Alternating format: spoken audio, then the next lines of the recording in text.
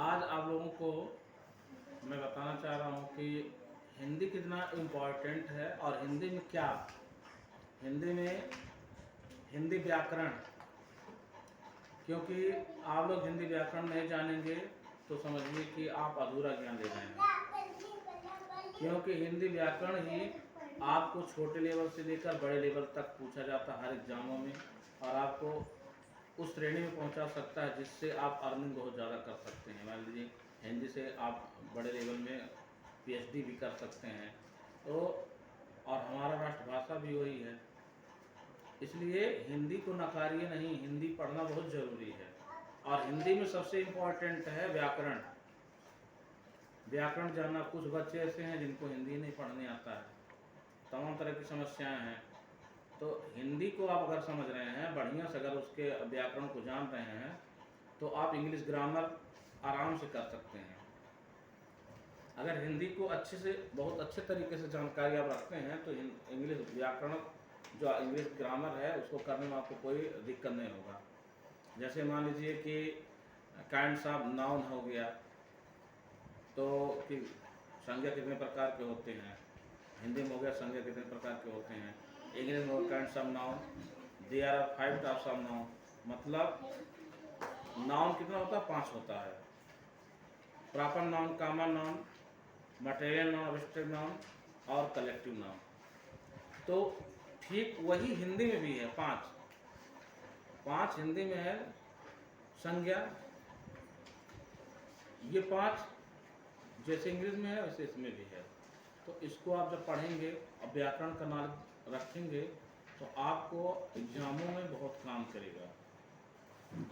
आप अगर आपके विद्यालय में पढ़ाया नहीं जा रहा है व्याकरण, तो आप एक व्याकरण का कॉपी और बुक तैयार करके रखिए, व्याकरण जरूर पढ़िए, क्योंकि वही आपको अग्रसर कर सकता है। जैसे मान लीजिए कि संज्ञा 5 प्रकार के होते हैं, पूछ लिया कौन कौन से? व्यक्तिवाचक संज्ञा, जातिवाचक संज्ञा, भाववाचक संज्ञा, समूहवाचक संज्ञा और द्रव्यवाचक संज्ञा। ये 5 हो गए। तो ठीक इसी प्रकार से जब आप पढ़ते रहेंगे तो जानेंगे। जैसे मान लीजिए कि अक्षर किसे कहते हैं? ध्वनि की सबसे छोटी इकाई क्या होती है? वर्ण। अगर मैं या कोई भी चीज जब जैसे ही आवाज निकलता है तो उसका एक पहला बिंदु होता है अक्षर। कोई ना कोई अक्षर ही आपके ध्वनि में निकलता है। तो अक्षर क्या होता है? अक्षर का परिभाषा है जिसको हम तोड़ें ना, जिसे हम तोड़ ना सकें, काट ना सकें, वो क्या होता है? अक्षर होता है। फिर आता है शब्द किसे कहते हैं? तो 2 या 2 से अधिक सार्थक अक्षरों के मेल से शब्द का निर्माण होता है। जैसे हो गया कमल, गगन, महल, ये सार्थक शब्द हैं। और वाक्य किसे कहते हैं? वाक्य, देखिए इसको अल्फाबेट बोलते हैं हिंदी में, पहले नंबर अक्षर को। फिर इसके बाद जो अभी बोले शब्द किसे कहते हैं, इसको इंग्लिश में बोलते हैं वर्ड। और वाक्य हिंदी में वाक्य बोलते हैं। तो वाक्य क्या होता है? 2 या 2 से अधिक सार्थक शब्दों के मेल से वाक्य बनता है। जैसे वह जाता है, वह खाता है, तुम दौड़ते हो। ये क्या है? वाक्य है। इसी को इंग्लिश में भी कन्वर्ट कर देंगे। जैसे हिंदी जान रहे हैं तो आप उसको बोलते वाक्य को सेंटेंस, उसको सेंटेंस बोलते हैं। तो जब आप हिंदी को जानेंगे तभी आप सेंटेंस में कन्वर्ट कर सकते हैं। कारक कितने होते हैं? कारक 8 होते हैं।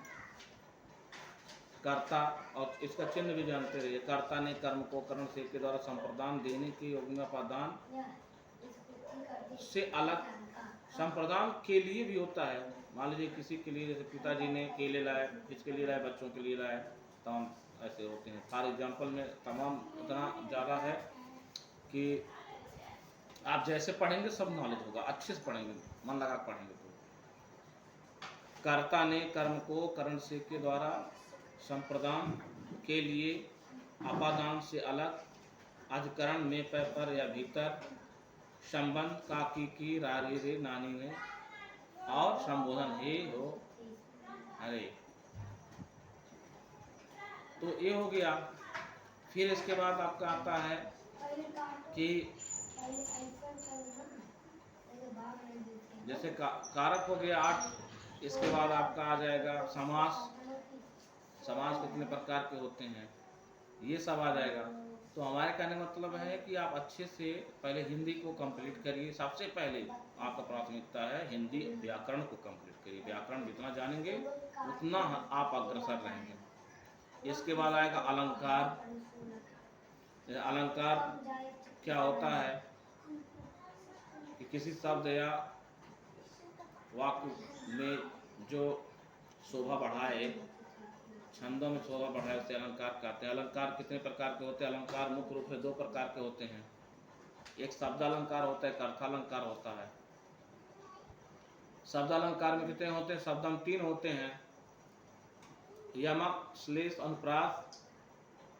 और अर्थालंकार में कितने होते हैं? अर्थालंकार में 100 से अधिक होते हैं। तो बहुत जरूरी है व्याकरण जानना।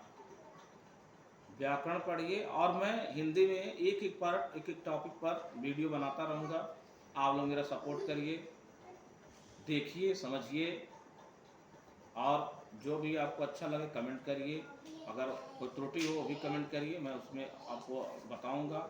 आपको जो जानकारी नहीं रहेगी वो भी बताऊंगा, और एक एक टॉपिक पे मैं वीडियो बनाता रहूँगा। मिलते हैं नेक्स्ट वीडियो में। जय हिंद, धन्यवाद।